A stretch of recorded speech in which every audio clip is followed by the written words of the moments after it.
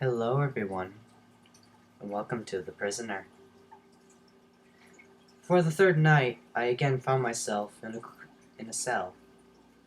The cell had a stone, black granite wall with a resonating dirt floor.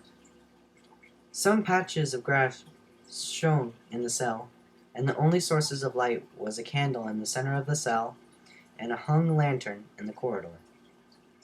It was a damp, dreary cell with an inexplicable mist in the air. A scream of a man echoed down the corridor. This wasn't uncommon, and I grew mildly used to them, though they still haunt my memory to hear them. Blood-curdling, and they lasted for roughly minutes, and the echoes rang for another intimidating 30 seconds. I wondered where they came from and who sent them, and my biggest wonder, what caused them. It was a cold, dreary, dark place to be in, and especially only wearing jeans which were soaked and a tank top and sneakers. A couple rags clinged around the cell that I had patched on my shoulders. Another thing was the size of the cell. It was 7 by 6 by 8, roughly. It was large in a sense, but still small enough to make me feel trapped and scared because the candle didn't illuminate all of the corners. I thought back to how I exactly came to be in here, though a certain time frame was a blur and I do remember everything up to the moment. I remember my friends and I were going out to a party. We were all underage except for David, who was driving the van. I had my arm around my girlfriend, Bianca, as we rode in the back of the van. Fred, Garrick, Charlie, and Sonia all rode in the van as well. I was contemplating telling Bianca how I felt about her when I sat in the back of my mind when I saw she was napping. It was about 10 o'clock when David swerved around something. Fred got pissed and told David to stop. David pulled over and got out of the van. A sudden amount of noise caused my love to awake from her gentle, sleeping slumber. She asked what was wrong, and I told her nothing was of any sort. Everything was just fine. And then I silently and gently hushed her back to sleep with me stroking her hair. We waited, and then I remember the van being flipped over, and I loudly screamed in pain as a large beast roared. Then I woke up in here, the prison in which I have resided in alone for 3 days. Every time I fall asleep, my candle is replaced with a new one, already lit. I had nothing to eat except for a little pack of gum I had in my pocket and my breath freshener. I tried spending my gum sparingly as I now only had 6 pieces left. I thought how I was going to escape when I leaned against the wall. In the far right corner was a hair-thin crack. A natural formation eroded away at the water that trickled into the cell. I put the candle down away from the water so that it wouldn't be extinguished. I felt my way through the hair-thin crack in the wall. As I squeezed my way into the opening, the water was like liquid ice rolling on my chest and back. My arms, chest, and my legs got some cuts due to the jagged surface of the crack. I then came to an opening. Another candlelight was affixed in the center of the room, so I figured it was another cell. With my back towards the light, I couldn't quite see who was whimpering. It sounded like a voice of an old man. I heard a deep demonic moan come from the cell, and it put my hairs on end. I heard the man plead for his life. Only an unconcerned grunt answered the man's pleas. The man screamed as he was taken by the monster. I heard sobs from close by, and I wondered who those were from. The candle in the man's cell was knocked over and rolled to reveal a loose piece of granite in the wall. After the monstrous beast slammed the iron door shut and had strode down the corridor, I crept into the cell and investigated the wall. I could hear the sobs of a little girl, or what seemed to be a little girl, as I removed the piece to reveal a small opening, a hole no bigger than a watermelon, into another cell. It was large enough to see what was on the other side, and, to my surprise, a young girl huddled on the ground by her candle. She wore the same white t-shirt, gray leggings, and had the same bleached blonde hair that I was stroking in the van. She was almost frozen, and I knew it was Bianca. I leaned close to the hole and whispered her name. Panicked, she yelped and frantically looked around. I soothingly assured her that she was okay, and that it was me. She whispered my name in a soft, relieved voice, and I then told her to come over to me. She picked up the candle and came towards the sound of my happy voice. She then saw the melon-sized hole in the wall and sat down to see me.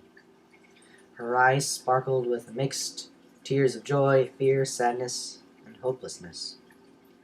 Miles, is that really you? She asked, raising the candle to illuminate my face.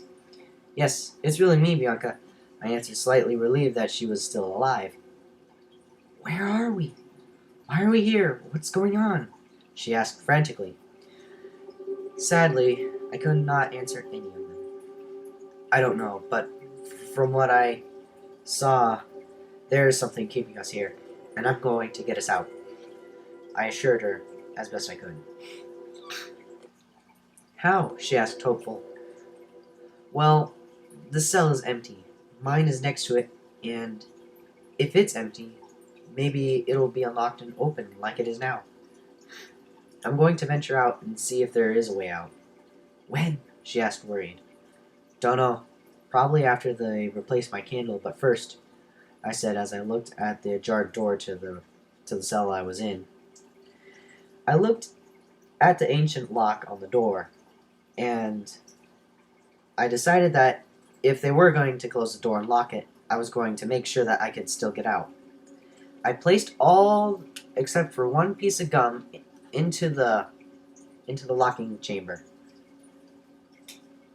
I then, once satisfied seeing that I had properly jammed the door, I went back to Bianca. Okay, I'm back, I said, looking into the hole. Thank you. Please don't leave me. It's terrifying here, she said in an almost dramatic tone of voice. I'll be here for you, I said, in the best soothing voice I could muster. We stared into each other's eyes, longing for us to be close. We would say a little bit, and then we would just stare into each other's eyes again. Her eyes glistened from her tears, and they were sparkling like emeralds in the night light. If we weren't in a life-impending situation, this would be a pretty romantic time. I then thought I would go back to my cell. I told her to hang in there, and I would be back. As I said this, I immediately wish I hadn't, because Bianca went frantic. Please don't leave. I don't want to be alone. Please, please, she said, whimpering. You won't be, as long as I promise.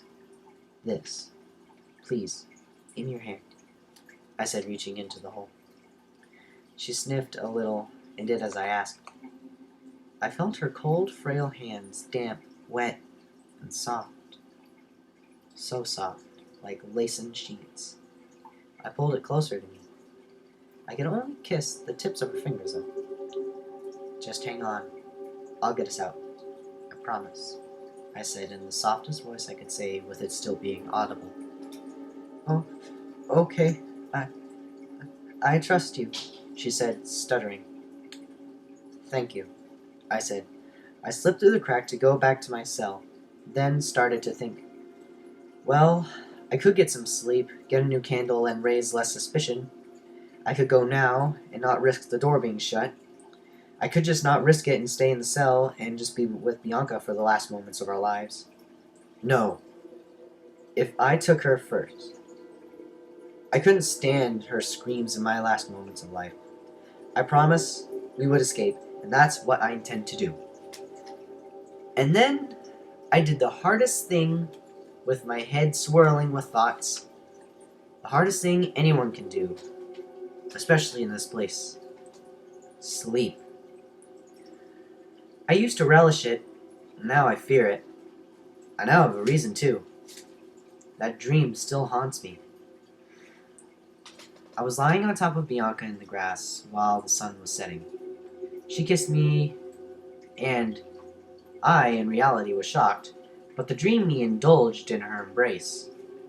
I couldn't tell how long I dreamt of us kissing, but when I broke off the kiss, the sun was starting to set down. It was dark.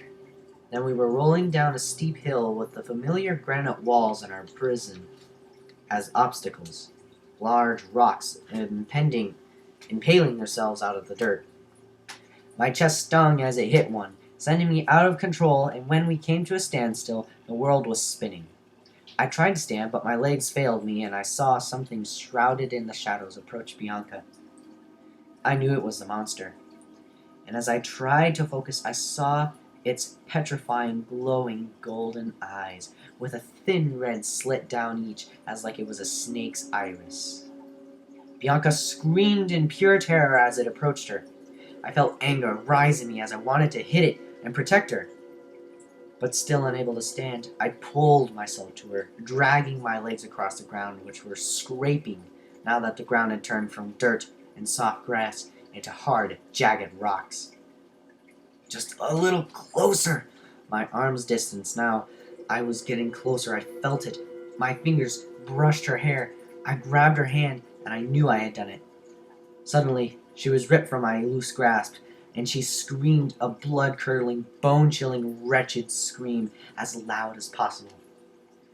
Though even louder was the demonic laughter of the shadow beast that took her from me. My vision fogged as I tried to make out what took Bianca from me. Slowly, two figures emerged. One was tall, very slender-like, thin, but not in the least bit frail. It loomed over the second figure, who I knew was Bianca. They were only gone for a second, and then the picture changed. The man, the beast, was in a dark suit, but his face was shrouded in the dark, his hands long and thin, with claws like for fingers. Holding the second figure. The second figure was Bianca. I nearly vomited. As slowly and tantalizingly slowly, she loomed in his grasp. She was hung by her hair now drenched in blood, and her clothes ripped from her, along with her tenderly soft skin. Her spine wrapped around her as if it bored through her abdomen like a pretzel. Her face pointed down, but it turned up to me.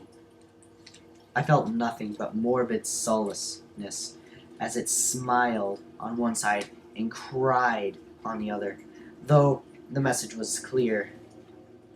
"You broke your promise. You lied," she screamed at me.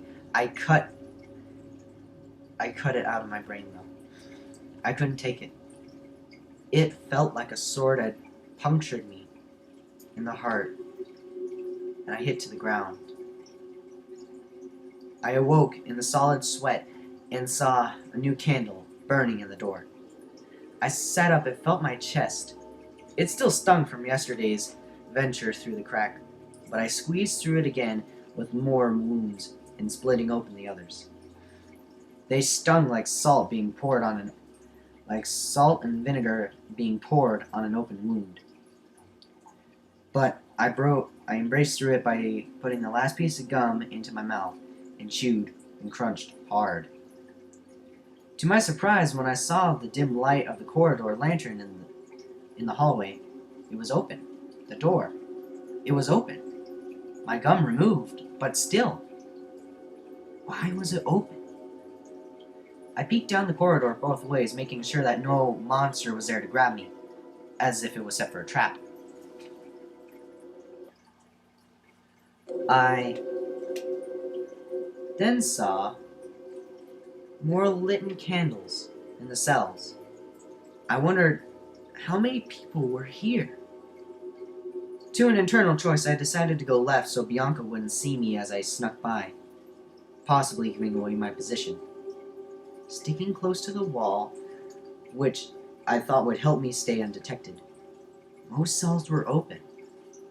This way, with a few exceptions, I heard mutters of insanity come from some of them, and one's voice I recognized. It was Fred's voice coming from a cell that strangely didn't have a candle. The candle was blown out, and it was pitch black in the cell. I called his name. No response, though, other than the same gibberish. Louder I called his name, and then something scared me. He stopped muttering. My hair stood on end, and then I heard him answer. "Yes, what do you want?" In the lowest tone possible. Relieved, I told him of my condition. "Well then, you're first, not me," Fred said, starting to chuckle. "What?" "You sorry son of a bitch." This is so lucky for me. You're gonna die. Probably, but I'll get us out, okay? No, there is no way out. I hear it coming. To reap the next meal, the next victim, the next initiant. Don't talk like that. I said, trying to see him in the dark. You moronic fool. Do you think we can just leave? Yes, I'll find the keys. I was cut short, though, by Fred's voice. Ha! Keys? You stupid bitch. These doors aren't even locked, Fred said, slowly revealing his beefy pale arm to push the door only a hair fraction open of the way. Come on, let's go then, I said, pulling the door open. No, you stupid whore, don't you see? He'll get you like David, Garrick, Sonia, and Charlie, those fools they thought they could leave, Fred said as I stopped halfway of opening the door.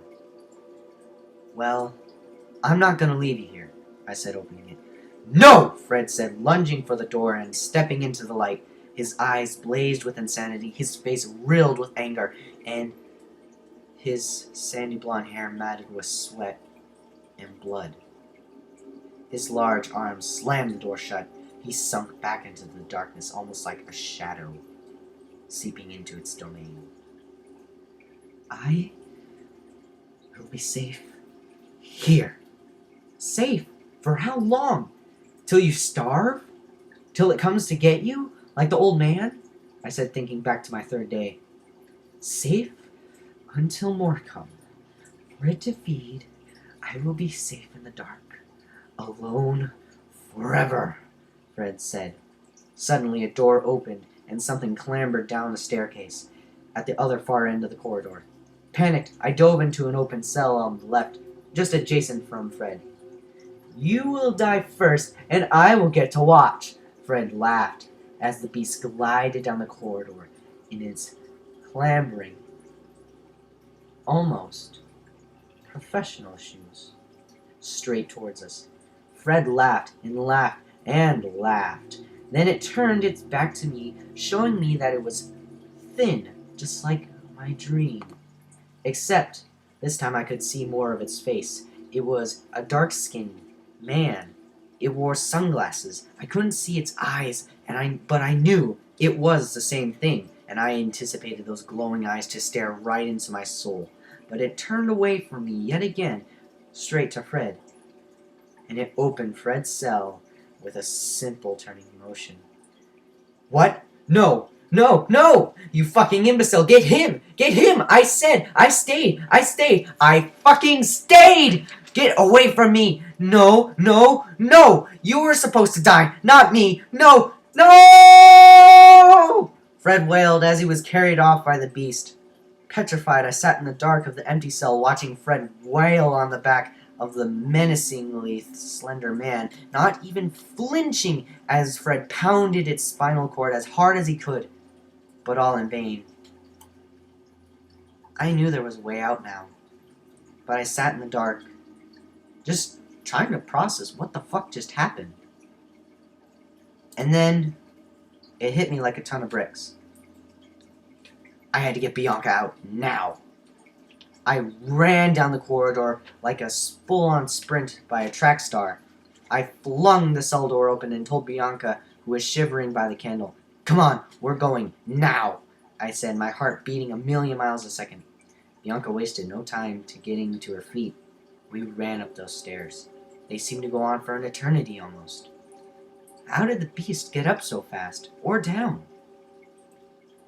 But eventually we came to the staircase. It was rather tall staircase, but we noticed it spiraled. But when we were climbing up, it was a straight line.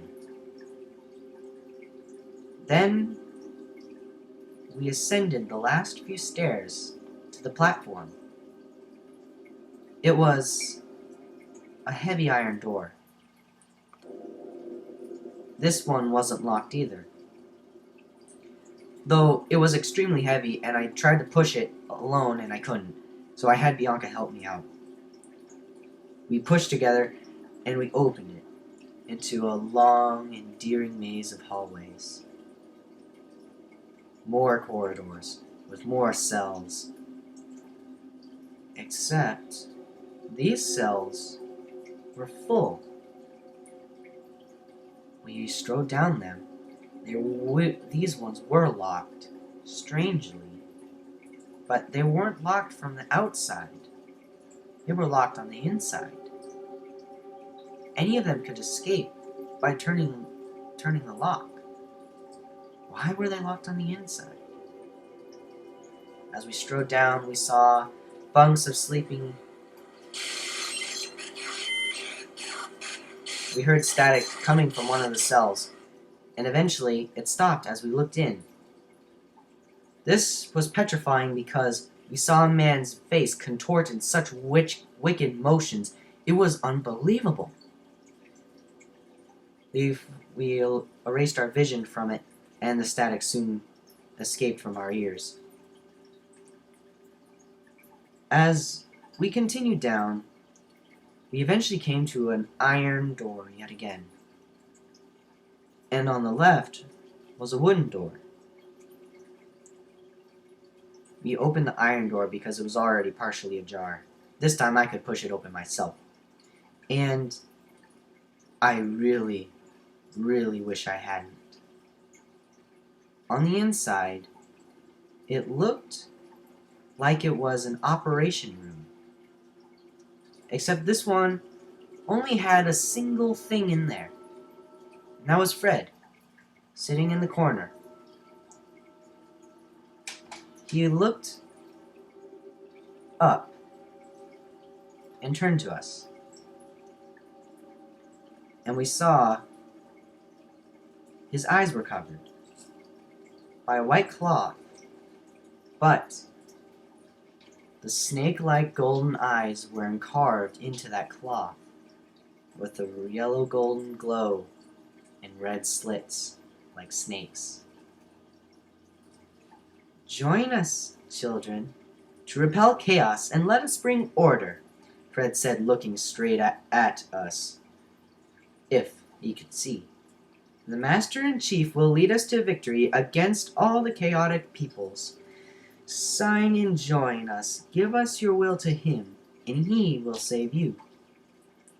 We stood there frozen in pure terror as we were entranced by Fred's words. But Bianca turned away. I kept as a distraction, and as Bianca opened the wooden door, she screamed, and I turned to see the large, looming figure with what seemed to be an expressionless face, except for one defining feature. His eyes glared through the sunglasses, straight into ours. We turned and ran down the hallway. We ran as fast as we could through the multiple cell doors, and we ran and further down, we saw on the other end of the corridor, this one was an almost opal-looking door, like the one outside would be if it was an entryway. But Bianca tripped and fell onto the floor. I slipped, coming to a stop to help her up. I scuffed up to my feet and helped her. As I looked up, I saw Fred, and he saw me with his new eyes. I screamed and ran, telling Bianca, "Don't look back." We came to the end of the hallway, and I had so much adrenaline in me, I didn't even care to bother to open the door. I broke through that birch wood. Clean through, almost like Bruce Lee, if I could come to think of any movies like that. Bianca quickly followed me through the shattered splinters, following and gasping for breath. We ran and ran out of that building, and I turned in the distance, away, to see an old, run-down army recruiting base. We then saw the van. It was here. I jumped into it and turned the keys. I had never driven one vehicle before in my life, but this time I didn't care. If we wrecked into a tree, that was better than being caught by that damn monster. I looked in the rearview mirror and saw an open road that led straight into the woods. Hell, I didn't care. I tried backing up, but I had already hit a tree. I slammed the pedal to the floor. Tires burning, gravel shooting up into the tree. We bolted down that road, faster than any other thing could possibly imagine. Twisting and turning down the straight, narrow road, trying to keep it under control because the road wasn't in great condition at all. Bouncing and bumping, Bianca had hit her head a couple times on the ceiling. I had as well, but we didn't care. We eventually made it to the highway, and I had just so happened to be right in front of a police officer as I sped onto the road. He pulled us over, and we immediately got out of the car and thanked him for finding us. Of course, we didn't get the same welcome. About 3 days later, my mother found us and had bailed us out for the speeding ticket. I'm probably never going to get a license. And about 3 days later, after the whole incident, Mom told me I had a letter. "Just a sec, Ma!" I shouted down to her as I was getting my hair ready. Me and Bianca were going to study after the school for the school that we had missed. As I went down the stairs, I came into the kitchen to see what my mom had called me for, and she handed me the letter. It had no return address, but it did have a congressional seal on it. I opened it, and these words scared me more than being in the prison. "Dear Master Miles Crenshaw, we are glad to present you with a federal compensation for you being associated with our experiment, with the promise of $700,000 U.S. currency salary a year and a legal immunity in exchange. You will not document any record of your activity in Project Snakehead. Our associate will meet with you and Mistress Bianca Flats to confirm your oath and silence and our $1 million upfront currency payment at approximately 4:30 sharp. Sincerely, Black Paw Industries." I called Bianca immediately and told her that the date was canceled. We ditched school the next day and waited on my front lawn to see the associate. As he exited the black SUV sedan, I nearly fainted at the sight of it. He wore a black suit. He was tall, slender-like, and his face was the same motionless face. But this time, his eyes didn't glow through his sunglasses. I then realized who was accompanying him with the briefcase. It was Fred. Except one thing was different. I tried to see Fred's eyes, but he wore the same reflective shades. I took the oath, and right now I have $500,000 in my room right now. $500,000. I know, right? Pretty wicked. But fuck it. This is insanity. I won't merely come to anything or anyone who just told me I was crazy.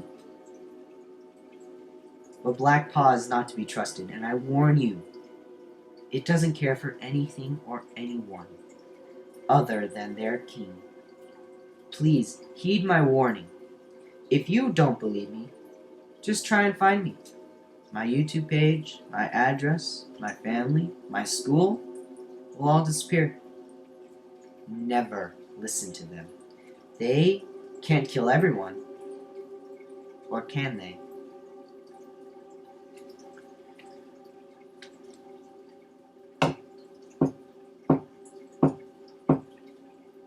Sir, the message was sent.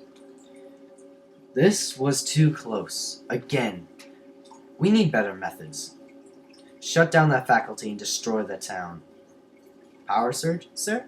Nah, another propane fire should do it. Aye, sir. One more thing. Get Snake Charmer in my office now and bring Subject 501.